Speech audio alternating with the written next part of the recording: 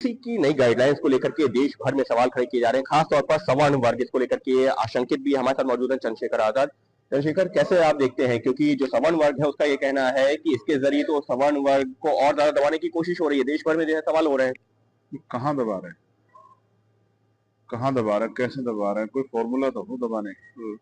मुझे तो कहीं से कुछ ऐसा दिख नहीं रहा है। उन गाइडलाइन में मुझे ऐसा है भी नहीं कोई दब जाएगा। देखिए, ऐसी बात है, मैं सबको तो नहीं समझता, लेकिन मैं समझता हूँ जो लोग दूसरे को अपमानित करना अपना जन्मसिद्ध अधिकार समझते थे उनको बड़ी परेशानी है। बाकी आम लोगों पे, हम भी सड़कों पे, हम भी आते जाते हैं, हमें तो कुछ दिख नहीं रहा। कुछ मीडिया जो है कि मीडिया में जो है सामान्य जाति का प्रतिनिधित्व ज्यादा है, वहां डिबेट्स हो रही है। सोशल मीडिया पर इस पर काफी बवाल है, जगह जगह प्रदर्शन हो रहे हैं अलग अलग राज्यों में। मैंने तो कहीं नहीं देखा कोई उस तरह के कुछ, अगर संगठन वगैरह हो तो वो कर रहे हैं तो अलग बात है, जो किसी राजनीतिक दल से जुड़े हुए हैं। बाकी तो नहीं कोई कर रहा है।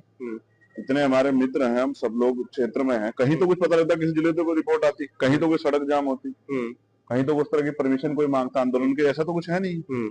तो फिर पहली बात ये है कि ऐसा हुआ क्या है जिसमें ऐसा लग रहा है कि भाई आपको नुकसान हो जाएगा? कहाँ कोई गाइडलाइन बनी है? 2012 की ऑलरेडी गाइडलाइन है, उस गाइडलाइन में ऐसा क्या है? भाई कहीं भी अगर कोई क्राइम होगा तो उसकी वो रिपोर्टिंग तो होगा ही, उसकी जांच तो होगी। तो ऐसा तो है नहीं कि पहले दिन सजा हो जा रही है आपको। ठीक है, तो मुझे तो कहीं से कहीं तो कुछ ऐसा दिखाई नहीं दे रहा। मुझे तो ऐसा लग रहा है कि जो दूसरे मुद्दे चल रहे हैं, दूसरे मुद्दे जो चल रहे हैं उनको जो है इसकी आड़ में जो है छिपाने का, जिस तरह से शंकराचार्य जी का अपमान हुआ है, उन विषयों को शायद छिपाने की जो है कोशिश की जा रही है, उनसे ध्यान हटाने की कोशिश की जा रही है कुछ संगठनों के द्वारा। सरकार, उत्तर प्रदेश सरकार शायद इसमें शामिल हो सकती है, अदरवाइज मुझे तो कहीं कुछ ऐसा दिखाई नहीं दे। लेकिन कहा जा रहा है जो सवर्ण वर्ग है उसके जो छात्र हैं खासतौर पर, उनका ये कहना है कि कोई भी हमारे खिलाफ कोई भी शिकायत कर देगा, प्रूफ हम ही को करना है कि हमारे खिलाफ लगाए गए आरोप गलत है। मतलब जो शिकायत कर रहा है उसको तो जो है कुछ देना ही नहीं है। प्रूफ कहाँ है? अच्छा, शिकायत मतलब किस, ये बिना लॉजिक की बात आप कर रहे हो। कोई शिकायत करता है, शिकायत में अपने प्रूफ ही तो देगा वो। नहीं, इसमें कि आपने शिकायत भी कर दी तब भी जो है क्या हो जाएगा?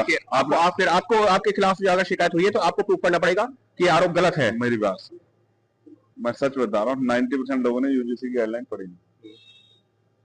सिर्फ SC/ST के लोगों के लिए, ओबीसी की बात कर रहा हूँ। नहीं, और सुनो, महिलाएं, दिव्यांग, EBC है। EBC में कौन आते हैं?